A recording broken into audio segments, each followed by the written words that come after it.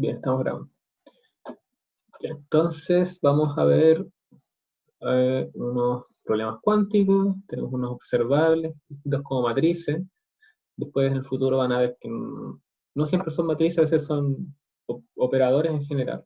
Un operador es algo que actúa sobre la función, en este caso un vector, siempre son vectores, pero a veces los operadores pueden tener formas como de una derivada, una cosa así. Eso es lo que se a ver como lo que se conoce como la base coordenada.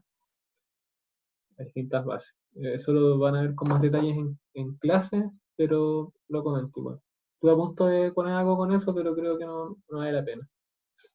Pero es como de acá, bueno, ya después les voy a ir explicando. Será mejor partir. Entonces lo que hay acá es dos observables. ¿Qué uno entiende por observable en física cuántica?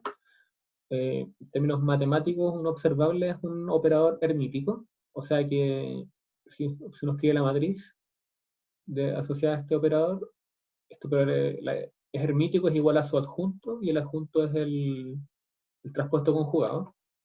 No son reales, así que una matriz simétrica va a ser una matriz hermítica. Pero en términos generales uno puede tener, no es la única definición que hay, no, a veces no hay por qué transponer algo, porque a veces no hay una representación matricial, como por ejemplo cuando uno tiene una derivada. Como yo sé que una derivada es un operador hermítico, bueno, no puedo transponer cómo le cambio las filas a las columnas, está raro.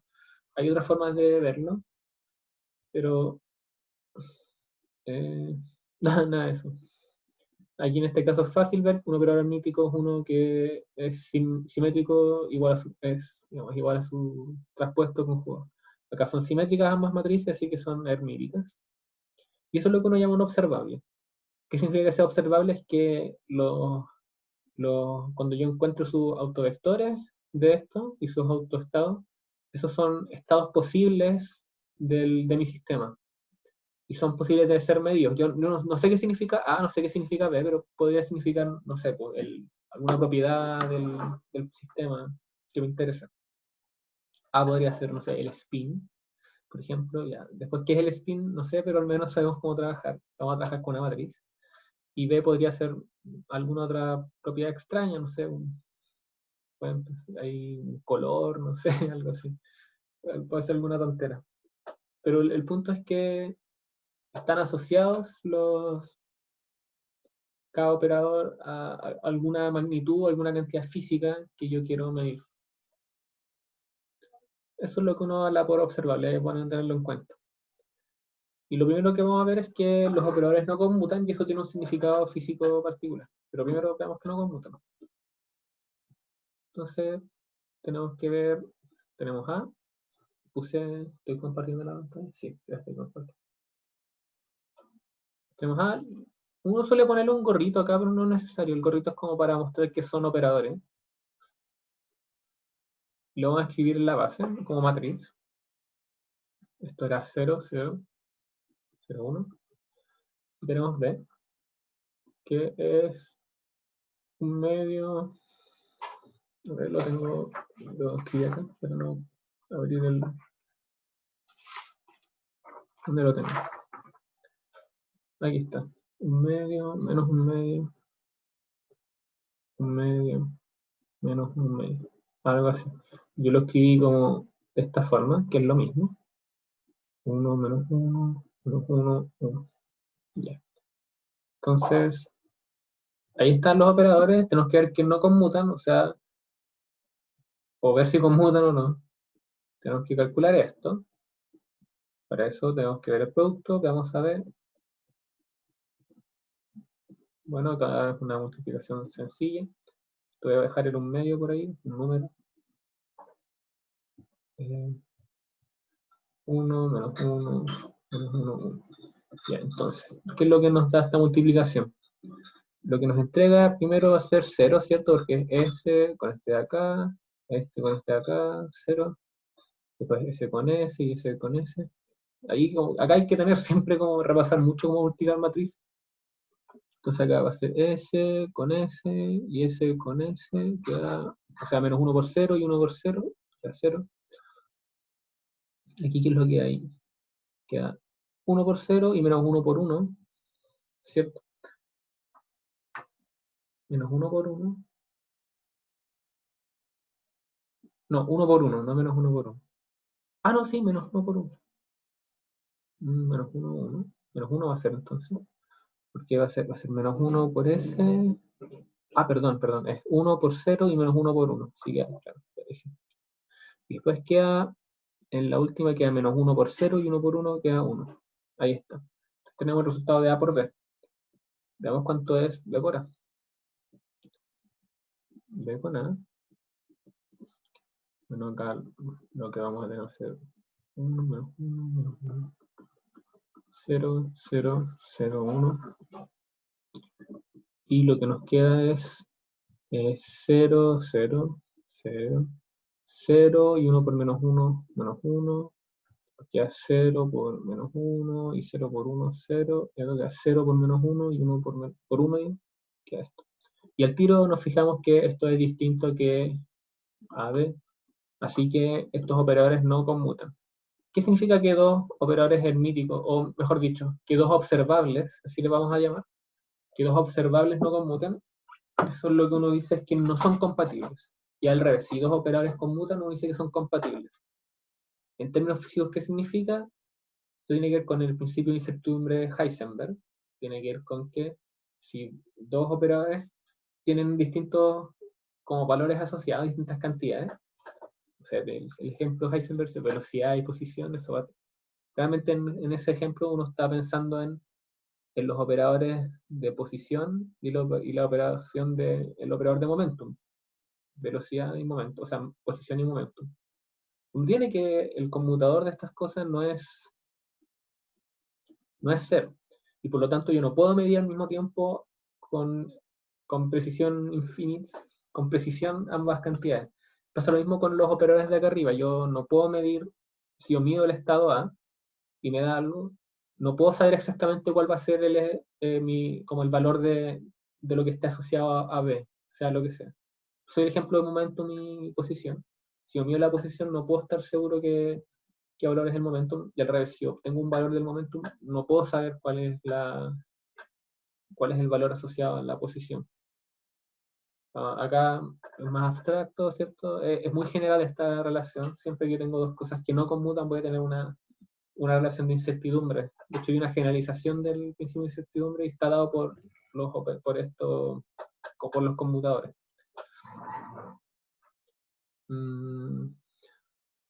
Así que más decir al respecto. Eso es como lo que uno tiene cuando habla de cosas que son compatibles o cosas que no son compatibles. Es bien importante. Puedo medir solo una de las dos cosas con infinita precisión. Sí. Por si llegó alguien. Ah, Agustín.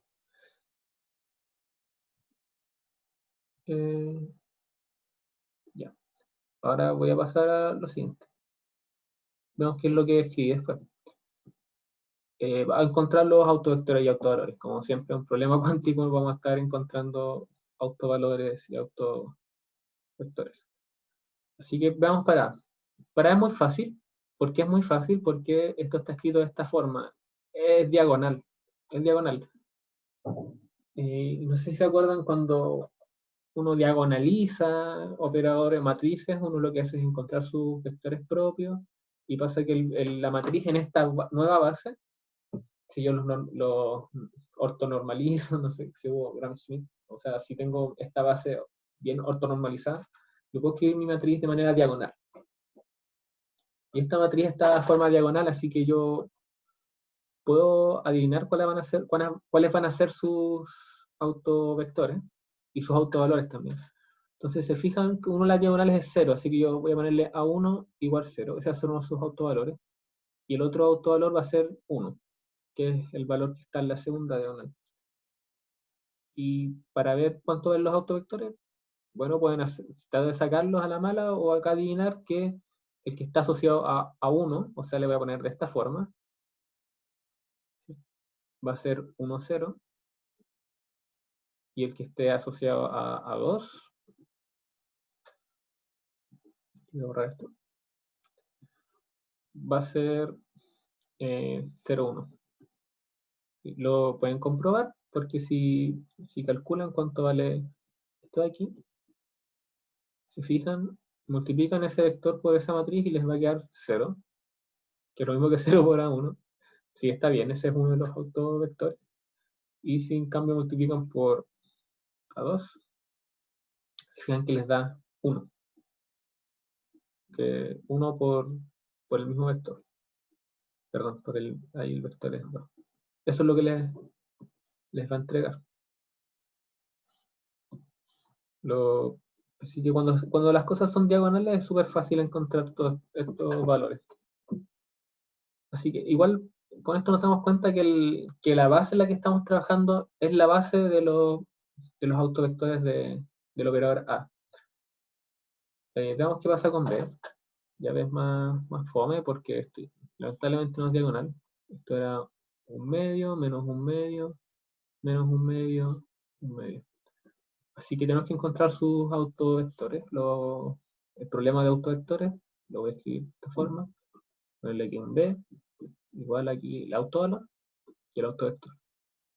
Entonces hay que resolver eso.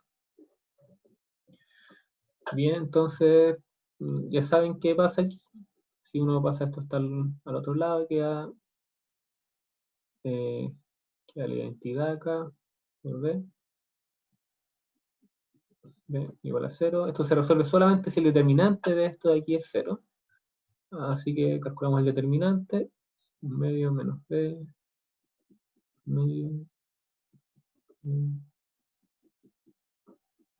Igual a 0. Ese determinante es sencillo. Poner B menos un medio al cuadrado. Menos un cuarto. Igual a 0. Que es lo mismo que decir que B tiene dos posibles valores, ¿cierto? Es un medio. No sé por qué se engruesa esto. Ser un medio más menos un medio. O que es lo mismo que un medio, 1 más menos 1. Y encontramos fácil los dos autovalores posibles de B. Entonces los vamos a escribir de nuevo la matriz aquí. Lo voy a poner acá abajo, fuera. Soy inconsistente escribiendo mis unos. A veces pongo un palito, a veces les pongo el gorro. Entonces teníamos, uno va a ser 0 y el otro va a ser 1. Eso se puede ver de la ecuación de acá. Y los autovectores, bueno, hay que encontrarlos. Si yo voy a escribir B, arbitrariamente le pongo letras, pero puede ser cualquier cosa. Ponerle A, B, así.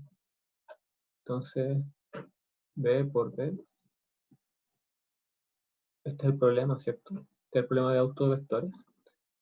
Entonces aquí nos queda un medio, 1, menos 1, menos 1, 1. AB. Entonces, la primera ecuación que nos queda es, digamos, una de las ecuaciones que queda es un medio A menos B, ¿cierto? Es la que tiene que ver con la primera fila. Y se fijan que el lado derecho es fácil, el lado derecho es acá hacer BA y B por B. Así que, entonces si resolvemos esto para ambos autovalores, vamos a encontrar cuántos son los autovectores. Así que lo voy a escribir aquí, A menos B igual a 2B. Entonces, cuando analizo el primer autovalor, que era 0, nos damos cuenta que en este caso le voy a poner un subíndice, A1 va a ser igual a B1. Recuerden que en este caso el vector lo escribimos de esta forma. Así que en este caso esto tiene que ser algo como... Son iguales, así que es así. Y para exigir que estén normalizados, uno quiere que esto esté normalizado, ¿cierto? Esto sea, la norma de este vector sea 1, le vamos a poner acá un 1 sobre raíz de 2. Ya. Eso. Y para el segundo, de 2 te va a ser igual a 1. Entonces uno tiene que, la ecuación que queda arriba es A menos B igual a 2a, que es lo mismo que decir que a es igual a menos b. Bueno, en este caso, este vector va a ser 1 sobre raíz de 2, 1 menos 1, y ahí está. A es igual a menos b y está normalizado. Bien, ahí tenemos los dos, justo, lo voy a poner aquí.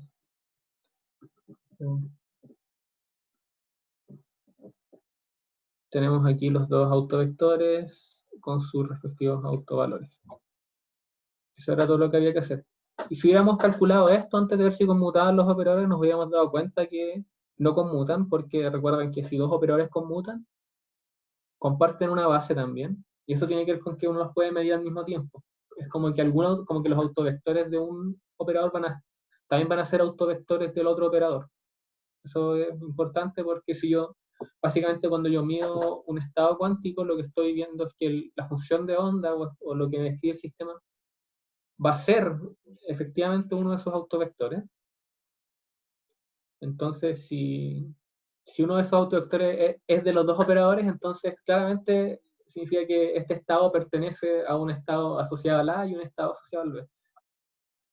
Que si conmutan no puede ser momento ni posición, tiene que ser cosas que conmutan. Ahí uno tiene que ver qué cosas podrían conmutar. No sé, pueden pasar el momentum y la velocidad, por ejemplo. Hay dos cosas que obviamente conmutan. Ahí es muy fácil ver que lo hacen. Porque si yo mido el momentum de algo, claramente sé cuál es su velocidad. Y yo sé que si yo estoy en cierto estado de velocidad, ese estado es también un estado definido de momentum. Yo sé exactamente qué momentum va a tener cierto estado de velocidad. Lo que no es cierto para velocidad y posición, como dando el ejemplo clásico. Bien, voy a ver qué es lo que puse después. Después de esto dije, ya, estamos en un tiempo arbitrario. Tenemos algún tiempo y yo sé que la función de onda, que el sistema, está en este estado de acá. Y lo que quiero encontrar es cuál es la probabilidad de encontrarlo en alguno de los estados que encontré antes. ¿Sí? Y lo voy a escribir como más ordenado en lo que viene. Pero primero debo escribir, me tengo que acordar cómo era este. Es 1 y raíz de 3. Entonces sabemos que en un tiempo t, sea una m, tiempo t, mi sistema está, el sistema generalmente se describe con lo que es la función de onda de esta forma, está normalizado, y si no está normalizado es su tarea normalizarlo. Es acá 1 sobre 2, 1 y raíz de 3. Pueden verificar que está normalizado porque la norma de este vector de aquí es 1 más 3 raíz de 3 al cuadrado, que es 3, o sea 4, dividido en un medio por un medio, que es un cuarto, y da la norma igual a 1, está bien. Entonces, ahora voy a escribir lo que quiero preguntarles. ¿Cuál es la probabilidad de que mi sistema se encuentre en el estado B1? Bien. Cuando yo quiero ver la probabilidad de que algo se encuentre en algún estado, la forma de hacerlo es... Hay una fórmula, y esto siempre lo tienen que recordar. Esta probabilidad, se lo voy a poner acá, probabilidad de estar en B1, es esto de acá. B1 por 7 al cuadrado. Eso es lo que nos da la probabilidad. Si mi estado está dado por esta función de onda, en este caso acá, entonces la probabilidad de que yo esté en el estado B1 es esta cantidad de acá. No significa que yo esté en eso, ¿no? Hasta que yo haga una medición yo no puedo saber en cuál estoy, pero sí puedo ser, si yo hago muchas veces este experimento, y yo sé que en cierto tiempo yo preparé el estado para que estuviera en el que escribí ahí, entonces yo sé que cuando yo mida esto, la probabilidad de que sea eso va a ser eso. Y uno lo puede medir haciendo el experimento muchas veces. Y acá hay que hacer el cálculo más. Entonces, veamos cuánto es. B1, ¿se recuerdan? Esto es 1 sobre raíz de 2, 1, 1. ¿Sí? Se lo dejé acá, 1 sobre raíz de 2, 1, 1. Eso es B1. la función de onda es 1 sobre 2, 1 raíz de 3. Así que acá pueden ver que B1 por 7 es igual a ¿qué? Es igual a 1 sobre 2 raíz de 2, y acá queda 1 más raíz de 3, ¿cierto? Esta no es la probabilidad es el módulo de esto al cuadrado, y es importante que tomen el módulo porque muchas veces estos resultados pueden ser números complejos, porque estamos trabajando en un espacio vectorial complejo. Entonces uno toma el módulo, que es, ya saben, multiplicarlo por su conjugado. Acá es real, así que no hay problema, pero es importante que lo sepan. Esta es la probabilidad, y acá queda 1/2 por raíz de 2, esto al cuadrado va a ser 1/8. Aquí queda 1 más raíz de 3 al cuadrado, y eso se puede calcular. O sea, no calcular, pero se puede simplificar un poco. Acá queda 1 al cuadrado más raíz de 3 al cuadrado, queda 4, más 2 raíz de 3.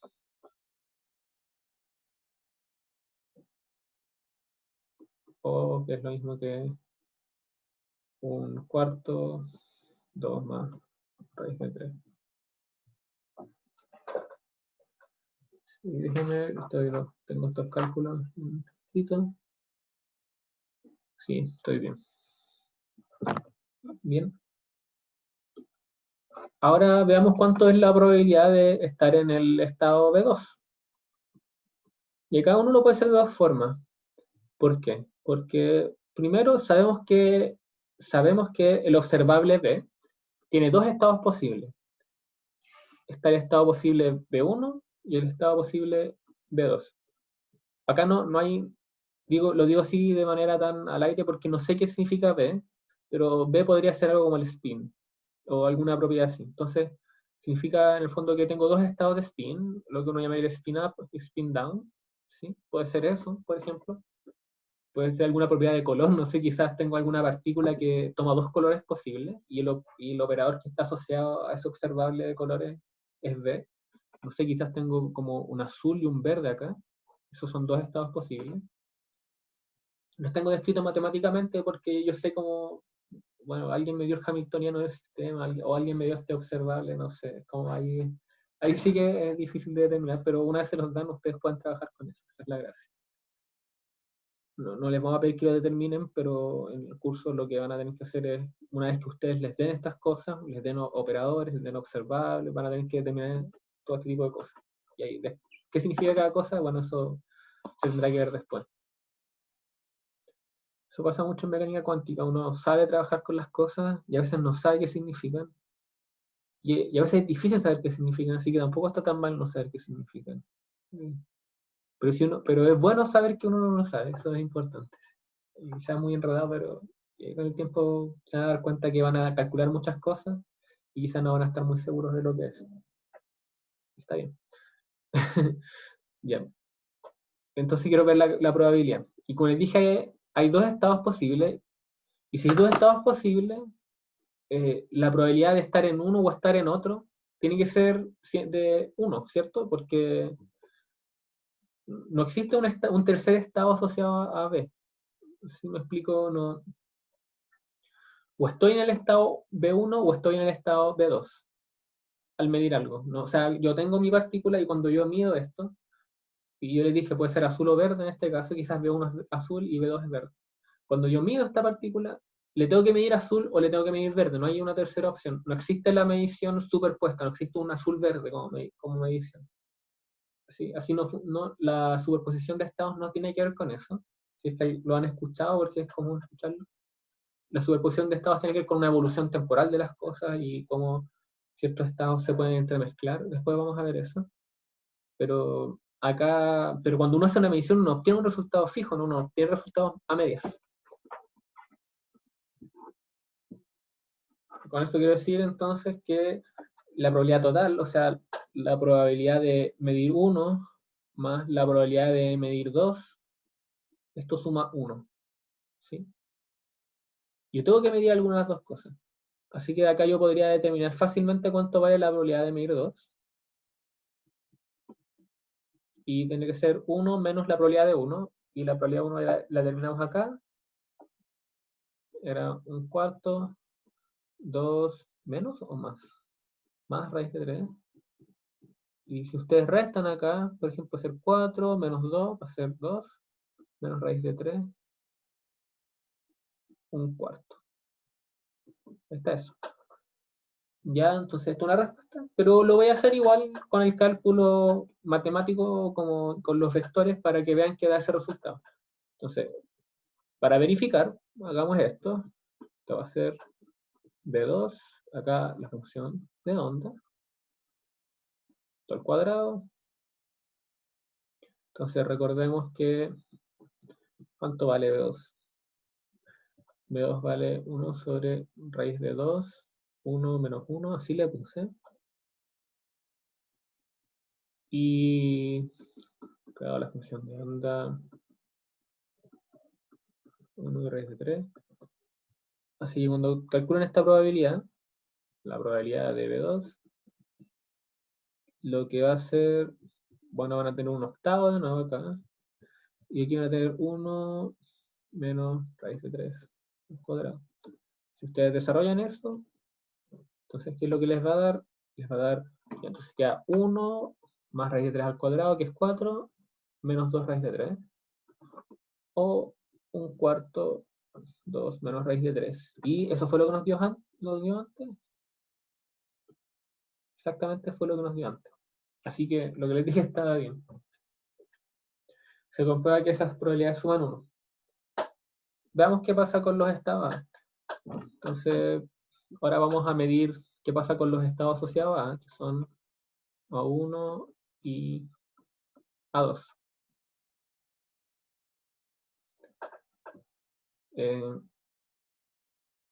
Ya, entonces, lo que tenemos que hacer es, probabilidad de A1 va a ser A1, 7. Acá es más fácil porque recuerden que A1, lo escribí acá chiquito, era 1, 0 y A2 era 0, 1. Así que esto de aquí va a ser, bueno, debería escribir solo para no olvidarlo. Escribir igual nuevamente la función de onda aquí. Esto era 1 medio, 1 y raíz de 3 acá. Así que la probabilidad de medir A1, ¿qué es lo que va a hacer? Va a ser un cuarto por 1. Es eso al final. O quizás lo hice muy rápido. Quizás lo voy a escribir nomás. Entonces acá tienen que tomar el producto de A1 con 7. Ese producto es fácil de tomar. Va a ser un medio por 1. Y esto va a ser un cuarto. Ya pueden adivinar cuánto va a ser esto, ¿cierto? Tiene que sumar uno con el otro, así que va a ser 3 cuartos. Pero hagamos el cálculo igual. Esto va a ser A2 por 7. Lo que vaya adentro, A2 es un 1 en la segunda, ahí está, en la segunda entrada. Entonces va a tirar los medios y el raíz de 3. Y ven que da 3 cuartos. Justamente como debería pasar. Así es como uno determina las probabilidades. Ahora, esto de acá es importante que lo anterior es válido solo para el tiempo t. Eso, para saber cómo se comporta esto para otros tiempos, nosotros deberíamos saber cuál es la evolución para todos los tiempos del sistema. Y eso uno necesita saber el hamiltoniano del sistema, ya que es el hamiltoniano el que nos da la evolución. Y nos entrega la evolución a través de la ecuación de Schrödinger. Y la ecuación de Schrödinger para los estados cuánticos, uno la escribe de esta forma.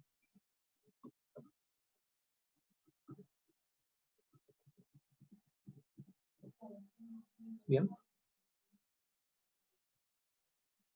Ahora, antes de seguir con la otra pregunta, les voy a resolver esto de acá. ¿Cómo uno puede resolver la evolución temporal? Uno lo hace de dos formas. A veces uno ingresa un operador y les va a dar el mismo resultado que lo que voy a hacer después. El hamiltoniano nos entrega los valores de energía de un sistema. Si uno encuentra lo que llaman los autovalores del hamiltoniano, o sea, si uno empieza a tratar de resolver esta ecuación, esto es lo que le suelen, esto en internet, en varias partes le suelen llamar la ecuación estacionaria, de Schrödinger o cosas así. Esto es lo que estamos determinando acá, son los valores de energía del sistema. Cada valor E va a ser uno de los valores permitidos del sistema de energía. Y también nos da la evolución temporal. Yo voy a cambiar la letra, no voy a trabajar con esta de grande, voy a trabajar con epsilon porque es más fácil de escribir, más rápido que escribir epsilon es mucho más rápido. Así voy a usar la letra epsilon para las energías. Y resulta que acá uno tiene que usar algunos hechos. H, el hamiltoniano siempre es un operador hermítico. Los operadores hermíticos, cuando uno les obtiene su base, esta es una base completa del espacio. Entonces todas mis soluciones las puedo escribir como alguna combinación de los vectores asociados a este operador. Ese es como uno de los teoremas que uno encuentra para operadores, y es súper importante. Porque si uno tiene una base completa, entonces uno, en vez de trabajar con no lo sé, con cualquier base, uno elige trabajar con la base del hamiltoniano, porque en esta base el hamiltoniano es diagonal y la evolución temporal es muy sencilla.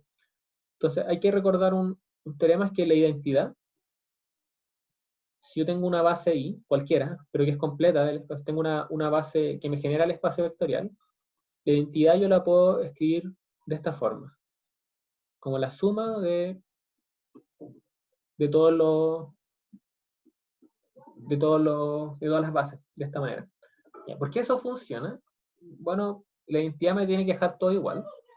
Consideremos un vector arbitrario, un vector, llamémosle U, y este vector U es alguna suma, lo puedo escribir en esta base, ¿cierto? Entonces es algún componente por la base. ¿Sí? Acá simplemente estoy descomponiendo en la base. Bueno, si multiplicamos I por U, o lo hacemos como lo escribí arriba, voy a sumar J acá, ¿ya? Para usar otra letra. Voy a poner J, y va a quedar acá J por U. Bien.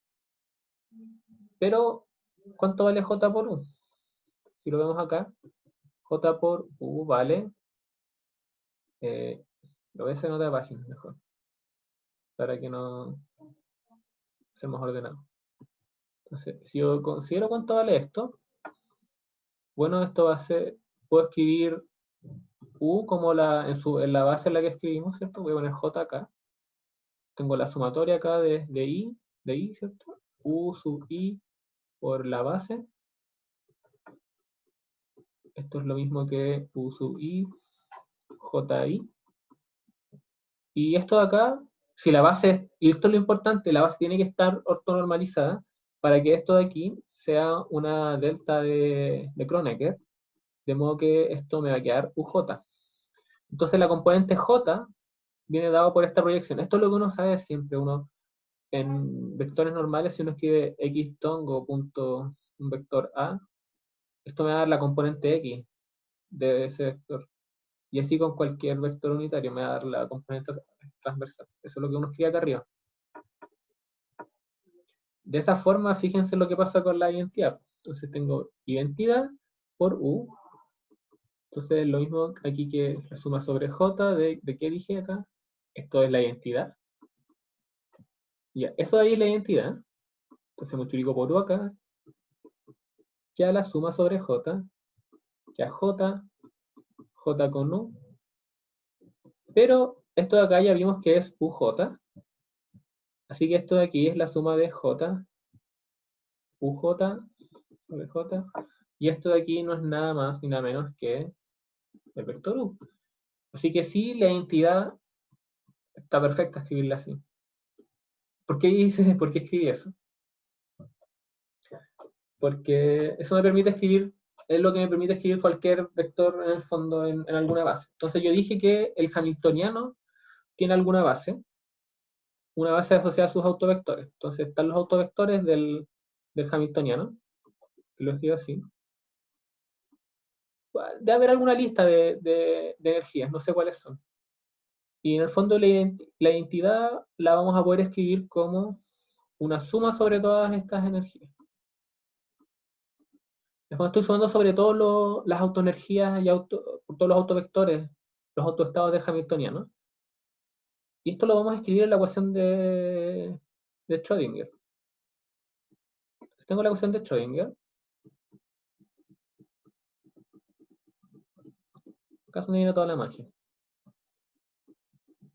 Voy a escribir esto así nomás, sin dependencia del tiempo. No, ya le voy a poner dependencia del tiempo. Repitiéndome solo. Entonces, escribamos la identidad. Veamos al lado derecho qué es lo que va a quedar.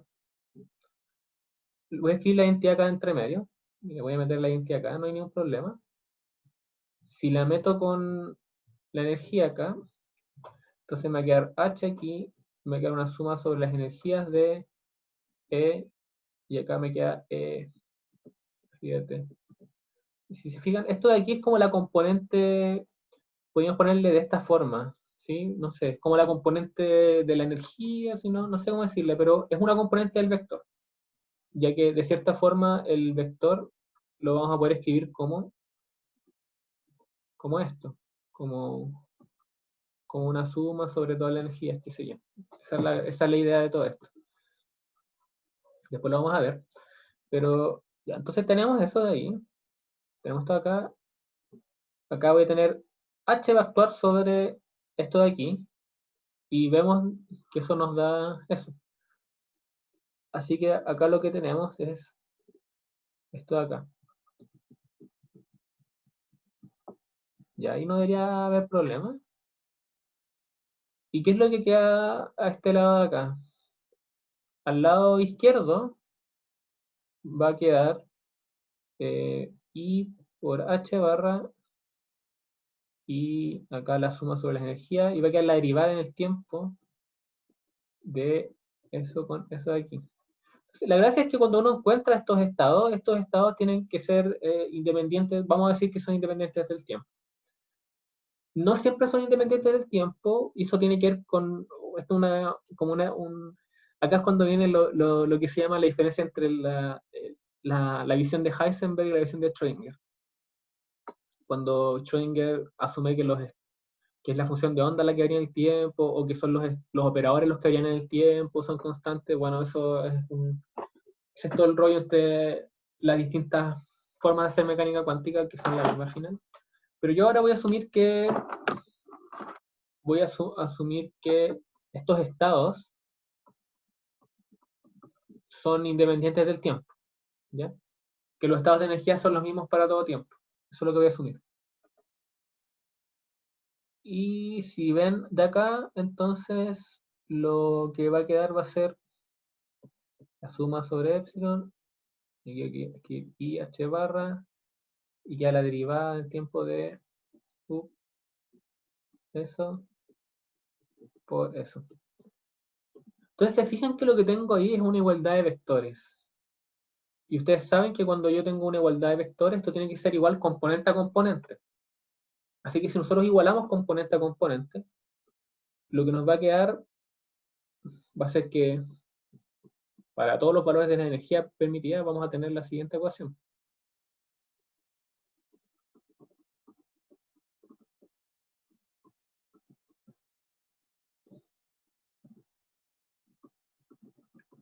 Y esta ecuación ustedes la pueden resolver, ¿cierto? Claramente, si las energías no son dependientes del tiempo, si las energías son constantes, que va a ser el caso de este curso, esto se puede resolver, la resolución es una exponencial, ¿no? O sea, pueden dividir esto. Podríamos borrar esto aquí, escribirlo acá. Y van a tener que, esto de acá, va a ser esto evaluado en el tiempo 0 por E. Aquí voy a escribir epsilon y h barra por el tiempo. O lo que es lo mismo que P a la menos I. Y acá tenemos la evolución temporal del sistema, a partir de la ecuación de Schrödinger. Y esta es la gracia de los estados de energía. Fíjense lo fácil que fue resolver la ecuación de Schrödinger cuando estamos trabajando con los estados de energía. Se reduce a esto. Esa es la importancia del hamiltoniano, como por eso uno dice que el hamiltoniano es el generador de la evolución temporal también. Ya, pues entonces con eso podemos resolver la ecuación, porque sabemos que la función de onda va a ser, si uno mete la identidad ahí, ¿cierto? Entonces metamos la identidad acá, y dije que la identidad era esto, ¿cierto? Sigue t. Así que, ¿qué va a ser esto? Va a ser la suma sobre todos los valores de la energía permitidos de esto de aquí por esto de acá. Y acá se fijan, esto ya es conocido, y acá encontramos la evolución temporal. Perdón. Bueno, acá viene algún coeficiente, esto viene dado por las condiciones iniciales de nuestro problema. Acá viene la exponencial que nos da la evolución temporal, menos I, energía, y en H barra, por el tiempo. Y aquí tenemos la resolución de la ecuación de Schrödinger. Eso es lo... Ay, está ahora en cero, perdón. Esta es una de las grandes importancias del hamiltoniano.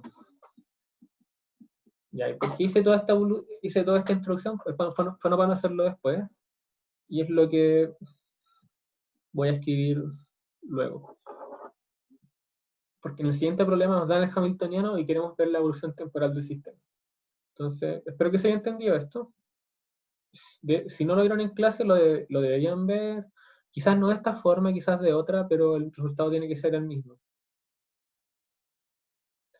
Y acá, y con esto por cuando les hablé un poco de la cuerda y las cosas que uno usa en vibraciones y ondas, uno tenía que la cuerda igual tenía un comportamiento parecido a este, ¿cierto? Uno tenía una exponencial, aparecía la frecuencia con el tiempo, aparecía un coseno en verdad. Y aparecía también los modos normales aquí, esto sería un modo normal, y acá aparecían los coeficientes determinados por las condiciones iniciales.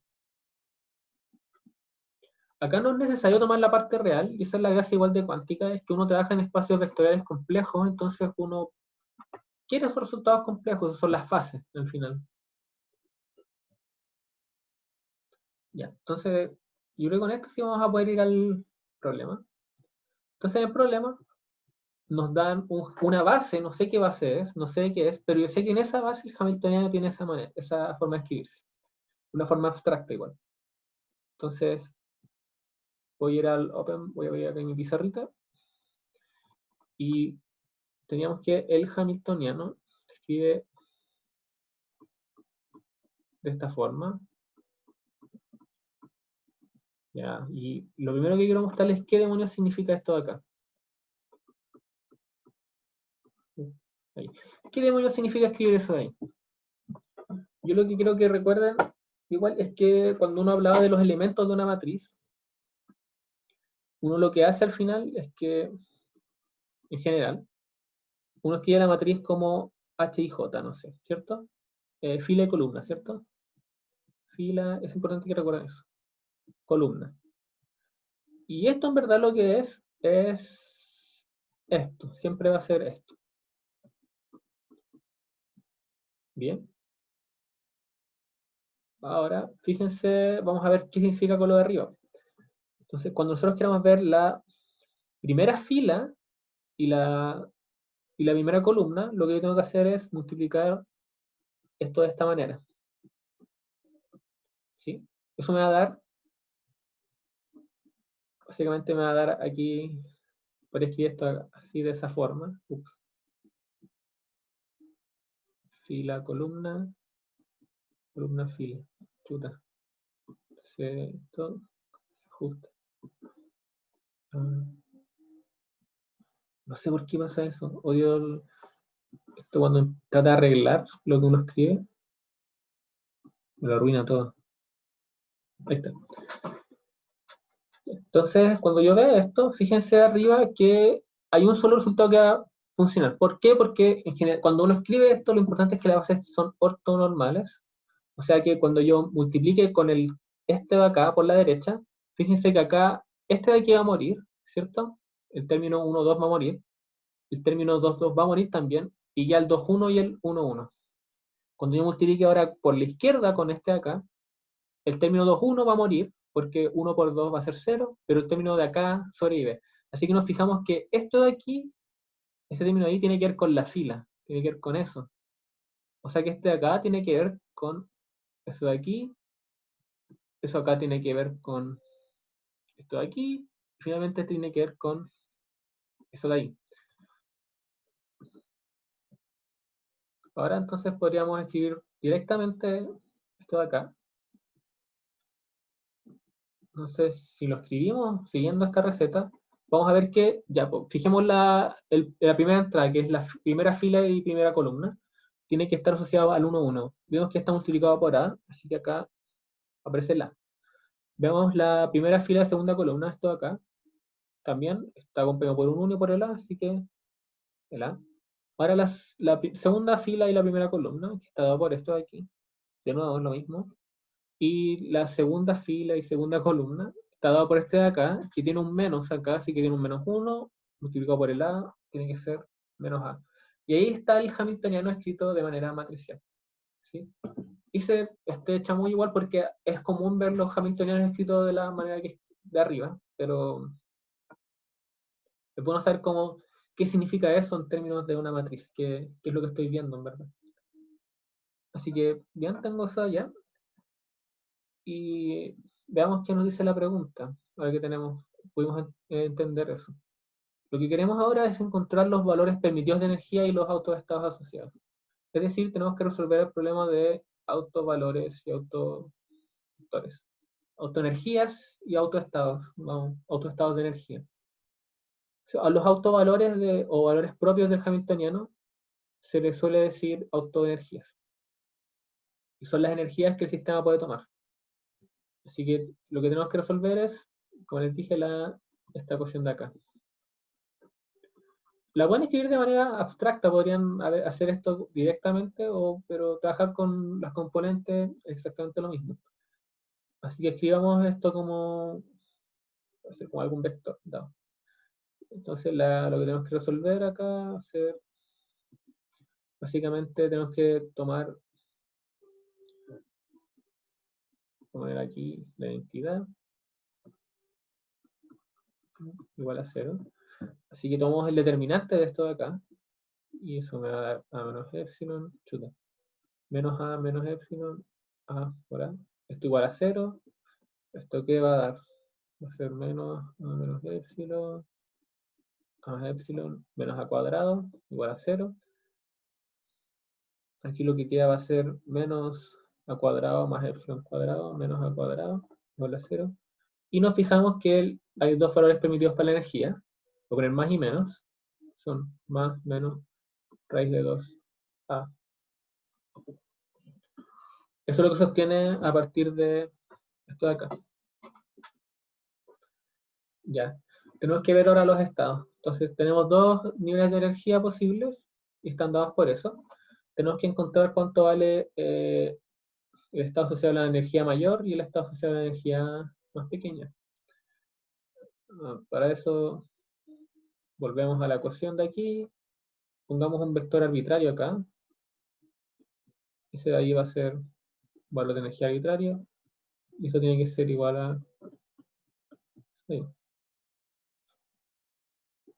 Entonces nos fijamos que la ecuación básica que va a cumplir esto va a ser eso de ahí, y el tiro, ahora empezamos a ver cómo determinar cada nivel. Entonces para la energía positiva, recuerden esto de aquí es raíz de 2a, ¿sí? Nos da la ecuación de arriba que a más b tiene que ser igual a raíz de 2a, que es lo mismo que b sea igual a raíz de 2 menos 1 por a.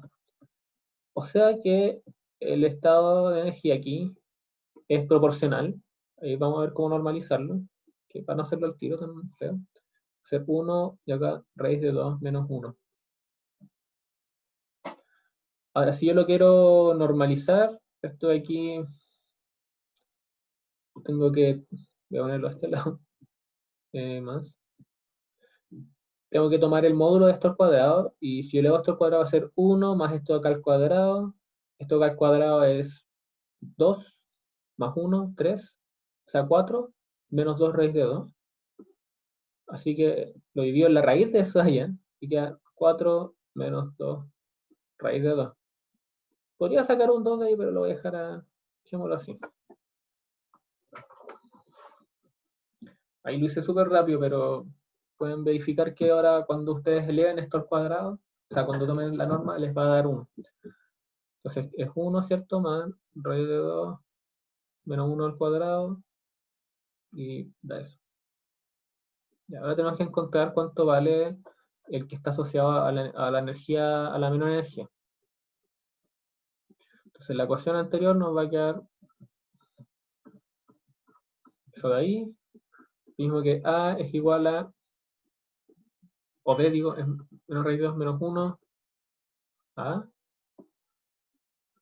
Así que este nivel de energía va a ser, aquí, bueno, voy a ponerle acá alguna constante, todavía no sé qué es. Y le voy a poner acá 1, acá menos, raíz de 2 menos 1. O voy a multiplicar por menos 1 para que sea más bonito nomás. Es lo mismo. Menos 1, raíz de 2 más 1. ¿Cómo para escribir menos signos negativos? Ya. Y la constante de normalización la determinamos elevando esto al cuadrado, y lo que tiene que dar va a ser, fíjense ahí que 1, esto, lo de acá abajo al cuadrado es 2 más 1 es 3. 3 más 2 raíz de 2, más 1 va a ser 4. 4 más 2 raíz de 2. Esto por menos 1, raíz de 2 más 1. Y ahí tenemos los dos estados de energía. Bien. Pues también los podríamos escribir en términos de la base, ¿cierto? Anterior. Si no, pero es una lata, pero hagámoslo. ¿Por qué no? Eh, Como para escribirlo, tener esto escrito, si ya nos tiramos a los modos abstractos, ¿por qué no seguir en ellos? Así que podríamos escribir, de hecho, esto acá. Esto solamente viendo lo anterior. Aquí pongo la misma normalización que teníamos. Voy a factorizar esto de aquí. ¿Y qué es lo que nos va a quedar? Va a ser 1 más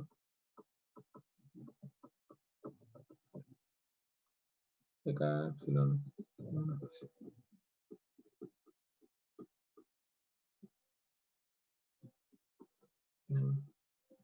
menos 1. Listo. Ahí están los vectores escritos de manera abstracta. O sea, no abstracta, pero sin depender de las matrices ni nada de ello. Bien, tenemos los autovectores y los autovalores. Ya, entonces la parte B que nos dice, en algún momento vamos a medir el sistema y nos encontramos que el vector estado es 1. Significa que hay un momento y después tenemos que encontrar la evolución temporal. Ahora, ¿qué significa eso? Significa que en un momento inicial, igual 0, hacemos una medición, hacemos una observación, voy a poner un ojo ahí, medición, y nos fijamos que lo que medimos fue esto.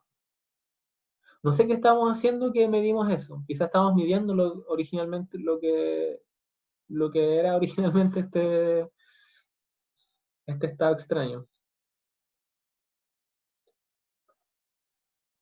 Y entonces nos preguntamos cuánto vale 7. Ahora, esto deberíamos saber porque ya sabemos cuánto es la evolución temporal, ya le mostré cómo se resolvía antes. Esto va a ser básicamente, tiene que ser, aquí esto de la condición inicial, ¿cierto? E a la menos I, la energía más por t, dividido en h barra, esto por e más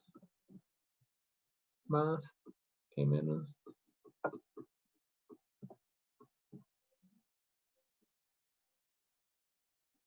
de h barra. Esto es la evolución temporal, por lo que vimos antes. Así que lo que tenemos que determinar es este coeficiente y este coeficiente. Así que e más por i0. Esto va a ser fácil porque es e más por 1. O sea, la condición inicial es esta de acá. Eso es lo que llamamos la condición inicial. Y, visto acá arriba, sabemos cuánto vale eso, pues. Es este coeficiente de ahí, es 1 sobre la raíz fea de ahí. Igual a 1 sobre raíz de 4 menos 2, raíz de 2. Y por otro lado, cuando miramos e menos por i0, bueno, lo que es lo mismo, tenemos que ver entonces, y va a ser este coeficiente de acá. Cuando utilicemos esto por 1, va a quedarnos eso de ahí. Ahora, lo que estoy usando acá, antes de escribir eso, es que lo decir rápidamente. Yo estoy viendo esto, en verdad. ¿Sí? Y esto de acá es más o menos. Es el conjugado de eso de ahí. Tener cuidado. Acá es fácil porque eran cosas reales, pero si uno estuviera con valores complejos ahí entre medio, sería un atado. Así que eso, tienen que tener este cuidado de acá. Fíjense cuando uno conjuga las cosas, como a qué lado estoy, y recordar esa propiedad. Eh, Bien, entonces acá, viendo el paso anterior, uno se va a fijar que esto de acá va a ser menos 1 sobre raíz de 4 más 2 raíz de 2. Y listo, ahí tenemos la evolución temporal. Porque tenemos ambos coeficientes y lo siguiente es simplemente escribir el resultado. Podríamos hacerlo. Solamente por completar esta discusión, vamos a tener que, primero vamos a tener aquí 1 sobre raíz de 4 menos 2 raíz de 2. Vamos a tener la energía positiva. Este es el término social de energía positiva, que es raíz de 2. Menos i raíz de 2a sobre h barra por t. Y menos 1 sobre raíz de 4 más raíz de 2. Y acá va a quedar. Y esto acá me faltó. 3 más. Ahí sí. Y acá va a ser i.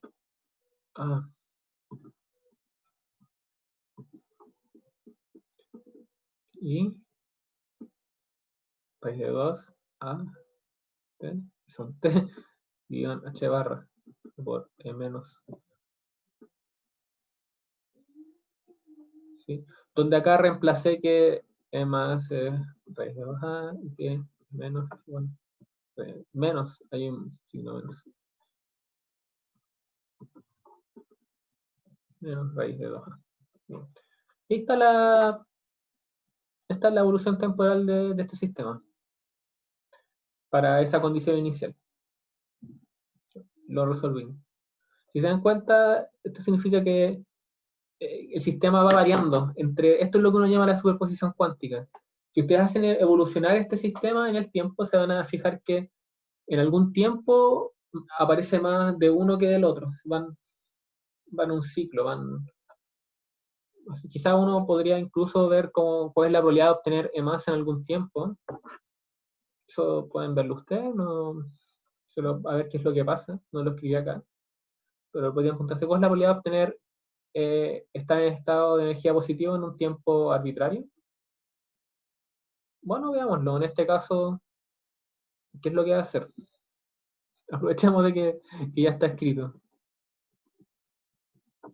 Bueno, esto va a ser simplemente acá e a la menos i raíz de 2 a t sobre h barra, ¿cierto?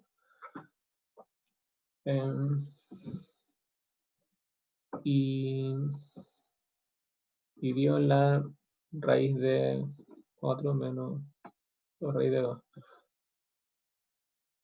fíjense acá que esta probabilidad va a ser constante. Cuando yo le hago esto al cuadrado, esto no va a depender del tiempo, porque cuando tome este módulo al cuadrado, esta exponencial tiene valor 1, así que esto es 1 sobre 4 menos 2 raíz de 2. Así mismo pueden adivinar que la probabilidad de tener energía menos, para cualquier tiempo posterior, va a venir dada por 2 más 2 raíz de 2. Eso es interesante. Pero más interesante es preguntarse cuál es la probabilidad de encontrar el sistema en el estado inicial, el mismo estado que teníamos al principio. ¿Se acuerdan que era 1? Y acá es más, acá sí va a haber una cosa simpática porque cuando hagan esto de aquí, les va a quedar acá un 1 con epsilon más, ¿cierto? Acá la exponencial y tal coeficiente feo, más o menos en verdad va a ser, era menos 1 con e menos, y con una raíz fea y una exponencial. Entonces, en este caso no... ¿Cuánto 1 con e más lo calculamos? Es esa raíz de ahí. Y no te va a salir.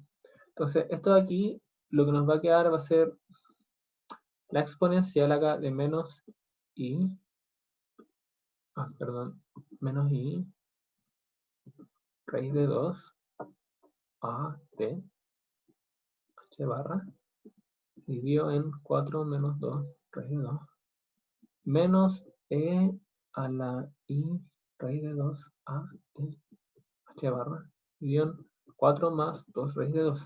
Y ahora cuando tomen el módulo de esto al cuadrado, esta probabilidad va a variar en el tiempo, porque tenemos dos exponenciales que no van a desaparecer, van a seguir ahí. Y en verdad me da un poco flojera hacer este cálculo, si soy sincero. Así que lo dejaré hasta ahí. Pero va a aparecer una fase, va a aparecer una fase. Ahora, ¿qué hora es? Son las 5:30. Quizás podría hacer el cálculo. A ver, hagámoslo. 1 acá y 7 al cuadrado. Entonces, tenemos que multiplicar esto por su conjugado. Así que primero, los dos primeros resultados que vamos a obtener va a ser más 2 raíz de 2 cuadrado más 4 más 2 raíz de 2 al cuadrado. Y esos son los dos primeros resultados que vamos a obtener. Y los otros dos van a tener que ver con multiplicar los términos cruzados. Sí, porque estoy multiplicando esto por su conjugado, básicamente. Oh, esto es... Sí que es fome. O sea, no es fome, es flojo. Aquí es lo mismo y acá tengo que multiplicar por el conjugado, ¿cierto? Que va a ser la exponencial acá, como das vueltas, ¿cierto? Y bien h barra. Aquí con el 4 menos 2 raíz de 2. Y aquí menos, y acá con el menos. Y 4 más 2 raíz de 2. Eso es lo que va a quedar ahí. Y tienen que multiplicar los términos cruzados. Multipliqué ese con este de acá y este con ese de ahí. Eso fue lo que me dio antes. Para me faltan los otros dos términos. Y ¿qué es lo que me va a dar? Me va a dar va a aparecer un coseno posiblemente. Entonces, fíjense, cuando yo multiplique este, con esta acá me va a quedar un signo menos y esta acá me va a quedar un signo menos. Entonces, esto me va a quedar menos 1 sobre 4 menos 2 raíz de 2 por 4 más 2 raíz de 2 por... Esos son los coeficientes de abajo y los dos van a ser positivos entonces y me va a quedar... eh, ya lo tengo. Me va a quedar e a la 2 y raíz de a por t y bien h barra. No, raíz de... raíz de A, soy Gil. Esto es raíz de 2A por T dividido en H barra más a la menos 2i raíz de 2a por t y una h barra.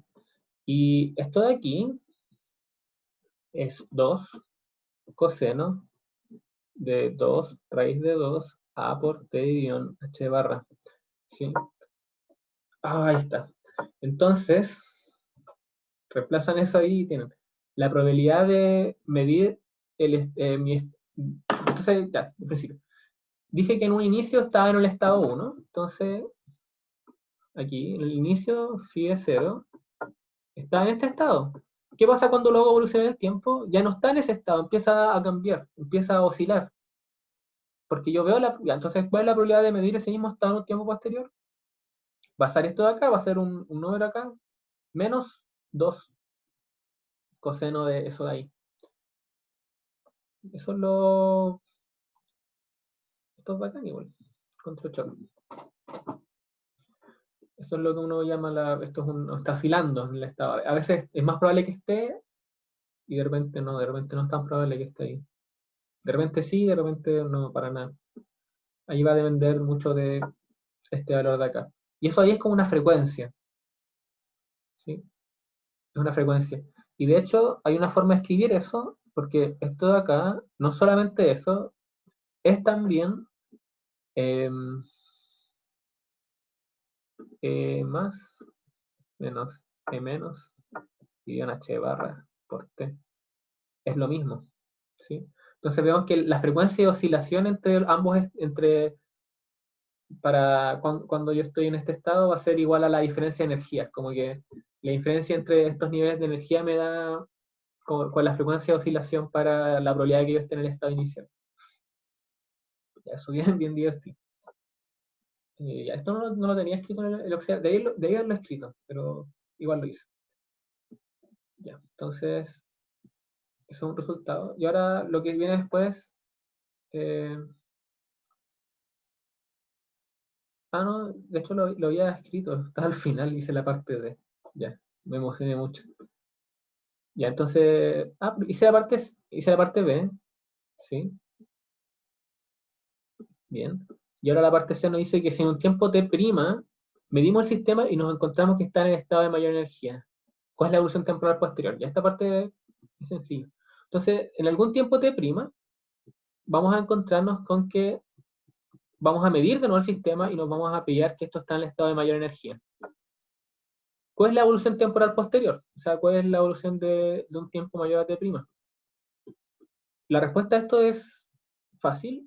No lo voy a resolver así como tan ciegas, pero les voy a decir que hay una sola respuesta posible y esto es que esto sea e a la menos i raíz de 2a y con este menos t' y en h barra. Esta es la evolución temporal. ¿Sí? Porque básicamente lo que uno va a tener que hacer es multiplicar esto como fíjense acá, en la ecuación general, no está la resolución general. Acá está. Uno lo que hace es multiplicar el estado de energía por ¿cómo se llama? Por el estado inicial. Entonces, como mi estado inicial es un estado de energía, como que en ese producto punto solamente sobrevive la componente asociada a esa misma energía. Y esto es lo que pasa con los niveles energéticos. Cuando yo en un sistema si yo mido el sistema y este está en un valor específico de energía, el sistema va a permanecer en ese nivel de energía para todo tiempo posterior. Siempre va a pasar eso. Ese es un resultado general.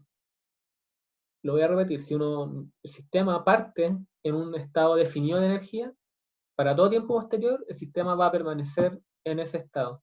Acá quizás les preocupa que aparece este número de acá, pero este número de acá es lo que uno llama una fase nomás. Es un número complejo de módulo 1. El módulo de ese número es 1.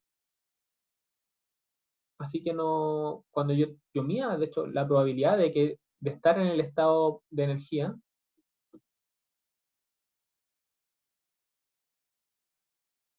de Bohr, de los estados del átomo de Bohr, quizás no sé qué es lo que sabe el profe.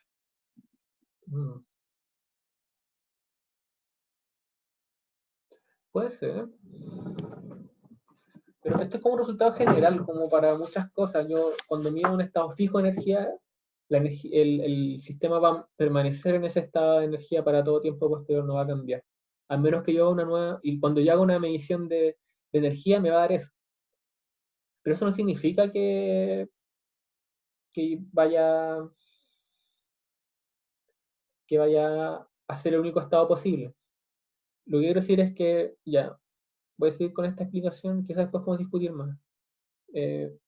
Entonces ya, ¿qué fue lo que pasó? Medí que en algún momento estaba en este estado, y significa entonces que esto va a ser acá la fase y algo acá, filo, lo que sea, y el estado va a ser ese, para todo tiempo. Por lo tanto, la probabilidad de estar en el estado de energía menor es cero, ¿sí?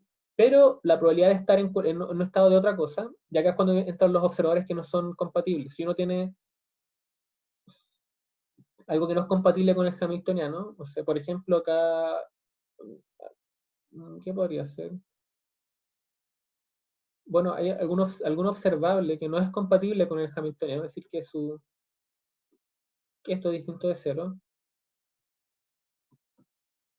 Entonces, es posible medir A. Yo puedo calcular las probabilidades de medir A aquí y generalmente me va a dar algo distinto de cero. Entonces, en particular, si yo ahora yo tratase de medir cuánto es la probabilidad de medir 1, ¿sí? Entonces digo, ya. Entonces yo sé que estoy en el estado de energía definido. ¿Cuál es la probabilidad de estar en el estado 1? Bueno, eso lo calculamos fácil acá. Es eso de ahí. Y esto acá va a ser básicamente 1 por más al cuadrado. Y eso va a ser 1 por 4 menos 2 raíz de 2. Viendo todo el resultado. Y también podríamos ver cuánto vale medir 2. Podríamos preguntarnos esto. Y nos va a dar raíz de 2 menos 1 al cuadrado por 4 menos 2 raíz de 2. Ese es el resultado. Entonces, esto es lo que uno llama estas son las cosas cuánticas extrañas que pasan en este universo, como las probabilidades. Cada vez que yo hago una medición, mis probabilidades empiezan a cambiar y los estados no están definidos hasta que yo hago la medición. Los estados definidos sí son los estados de energía. Entonces, si yo estoy en un estado de energía fijo, cuando yo mido la energía siempre voy a estar en ese estado de energía. Al principio, por ejemplo, de hecho, el estado 1, esa es la gracia. Este estado no es un estado de energía definido, hay varias energías asociadas a ese estado, y eso es lo que uno puede ver con la evolución temporal, con esta evolución temporal. El estado 1 empezó a evolucionar y de repente tiene energía más y de repente tiene energía menos. Entonces, no. Y por eso, y de hecho, las probabilidades de medir la energía más va a ser. No la escribí por ahí, parece. La probabilidad de tomar la energía más va a ser esa de ahí, y la probabilidad de medir la energía menos va a ser esta de acá. Entonces, ese estado puede tener cualquiera de uno de esos dos niveles de energía. Y acá la discusión la puedo tomar eterna porque cada vez uno hace una medición distinta y va saliendo un resultado distinto y es todo un enredo. Y bueno, eso es lo que preparé para hoy. Ahora, me gustaría que desarrollaras un poco tu pregunta, ¿no? ¿Qué fue lo que decía de los átomos, el átomo de Bohr? ¿Será el átomo de Sí, Bohr? o sea, es que el profe en clase, en la ¿Mm? clase de hoy día, dijo algo así como, en el átomo de Bohr tienes como cada electrón tiene sus niveles de energía propios y si es que no pasa nada en el tiempo, o sea, si es que no llega un fotón externo a alterarlo, va a mantenerse siempre igual. Sí, es como eso, sí. Entonces, por eso me decía como, oye, es como lo mismo que ahora, es una aplicación de lo que estaba como tratando. Sí, es como Bohr no sabía bien lo que pasaba con el átomo, él no lo resolvió, él lo hizo a la mala. Es como dijo, ya los átomos van a quedar en estados fijos de energía. Y pasa que con el desarrollo de la mecánica cuántica se dieron cuenta que pasaba eso. Pasaba que un electrón en una energía, en un nivel de energía fijo va a mantenerse ahí hasta que uno haga otra, que uno lo altere. Uno tiene que alterar ese estado para que pase algo. Ya. Por Mm. ejemplo, quizás, ¿qué podría pasar? Podría ser que alguien mide un estado de momento angular, quizás. O alguien que va con un momentum constante, Sí, como en no, movimiento rectilíneo uniforme. no, es que ahí es más complicado, es que el átomo de hidrógeno tiene unas complicaciones, pero estoy pensando, eh, quizás si alguien tratara de medir otra cosa del electrón, quizás podría, y cuando al medir el electrón en algunas, podría encontrar una cosa que tenga varios niveles de energía, no sé. Estoy pensando si el momento angular me da eso. Creo que no estoy tan creo que sí, mi otro momento angular podría cambiarme el nivel de energía. Pero eso sería como que uno ya está jugando con el átomo igual, porque cada vez que uno hace una medición uno altera el sistema. Por Claro, sí, ejemplo, pues la ahí única la forma nueva de medir algo en probabilidad. un sistema es como tirarle un fotón que me rebote y digo, yo sé que estaba en este nivel de energía porque me tiró me devolvió un Sí, pues, fotón con cierto valor. Pero ya alteraste el sistema, entonces ahí cambia su nivel. Entonces ahí está todo ese juego cuántico de cuando yo mido las cosas, las altero un poco y eso cambia su evolución temporal y así sucesivamente. claro. Sí, no, sí, queda más claro. Ya, espero que se haya entendido esto. Igual los números son feos, pero los resultados no son, no es tan complicado, es un poco como que hay que darle nomás, como que hay que multiplicar vectores, hay que dar esto, dar las raíces, elevar al cuadrado y todo eso. A mí lo que me gustaría como que quedaran, lo más importante es como que se recuerden que la probabilidad de medir algún estado, no sé cualquiera, a ver, voy a ponerle una letra M, de medir algo así M, imagínense que tiene un estado M asociado, la probabilidad de medir ese estado va a ser siempre esto de acá. Eso es lo que tienen que recordar. Eso es muy importante. Y que la evolución temporal viene dada la, por la evolución del Hamiltoniano. La evolución temporal, entonces, lo voy a escribir de esta forma. Viene de acá, voy a ponerle le pongo energía, pero podrían poner un n igual, porque es común notar los niveles de energía con un n. Es un coeficiente ahí, chupa ahí, perdón. Es un coeficiente, acá el nivel de energía enésimo, y acá e a la menos i, el nivel de energía enésimo por t dividido en h barra, donde c por n está dado por n por la condición inicial. Eso es lo más importante, tener estas dos cosas claras. Y también saber que cómo determinar cada nivel de energía. Cada nivel de energía va a ser la resolución del problema de autoenergías. Entonces es importante ahí. El Hamiltoniano me da como toda la información de la evolución temporal del sistema y claro, pasa esto. Y por eso, fíjense, dice que las cosas que conmutan con el Hamiltoniano son cantidades conservadas. Si me dice que H como A es igual a 0, significa que A es conservado. Ahora, ¿qué quiero decir con eso? En verdad quiere decir también que cuando yo tengo un estado de A, como conmutan, entonces los vectores de A también son vectores de H. Entonces, H por A es algún nivel de energía definido. No sé cuánto vale esto, pero yo sé que los vectores asociados a A son autovectores de energía definida. Y eso es muy importante porque cuando ya va a evolucionar temporalmente el sistema, también siempre voy a medir lo mismo igual que cuando yo medía que los niveles de energía, si tengo un nivel de energía fijo para un tiempo inicial y se va a mantenerse en todo tiempo, si yo tengo un observable compatible con el hamiltoniano, esa cantidad también va a mantenerse en todo el tiempo. Como que yo quiero medir cuánto vale A y siempre voy a mantener el mismo resultado solo porque eran compatibles y entonces uno tiene que, ese estado de A era un estado de energía. O al mismo tiempo también existe un estado de energía que va a ser un estado de A definido. Como ahí se puede dar vuelta a las cosas, no sé, como, hay todo un juego extraño acá, pero esa es como la idea. Y esto es importante, quizás no tanto en este curso, pero más, si toman cuántica 1, por ejemplo, van a ver, van a trabajar con el momento angular y con un montón de otras cosas que van a aparecer ahí y van a ser cantidades conservadas, van a ser cosas que importantes. Y eso. ¿Cuánto más cuático es cuántica? No es la primera parte no es tan cuática, es más cuática cuando uno empieza a ver lo que es el átomo de hidrógeno, momento angular, esas cosas son más brutales. Y lo complicado es que uno empieza a trabajar con cosas que están degeneradas.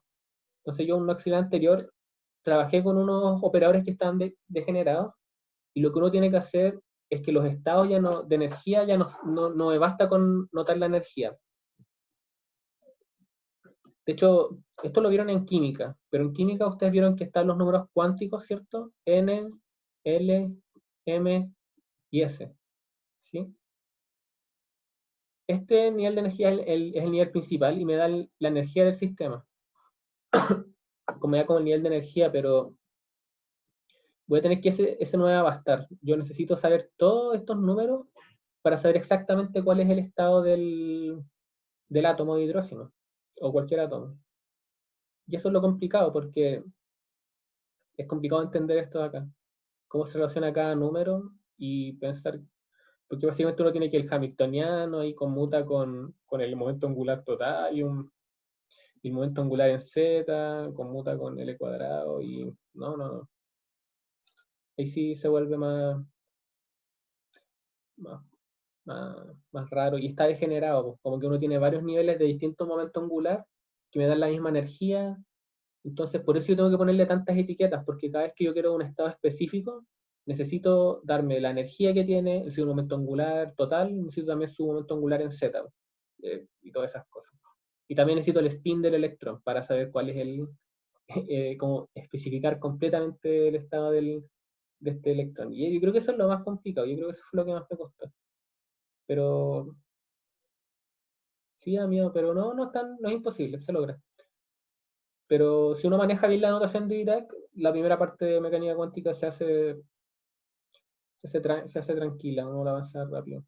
Lo importante es como entender estas cosas conceptuales, según yo igual. Saber que los observadores compatibles, ahí cachar bien lo de la evolución temporal, y como uno se va, si uno se maneja con eso de carrera caleta, como la primera mitad del curso. Eso es bueno.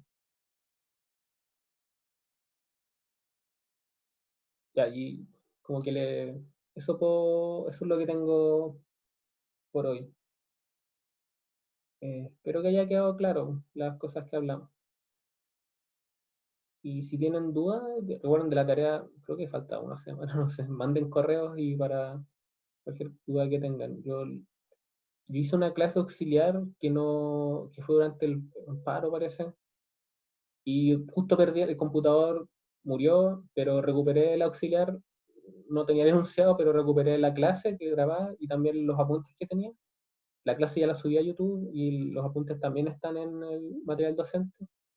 Ahí vi unos problemas de conservación de momentum y quizás les ayuden hay un problema de conservación de momentum. Quizás pueden trabajar ahí, no sé si les sirve realmente, pero al menos yo trabajo ahí con el cuadrito momentum y dan cosas, aparecen ciertas cantidades, quizás son de interés. Creo que aparece una ángulo, no sé. Bueno, eso no tengo mucho más que contarles. Así que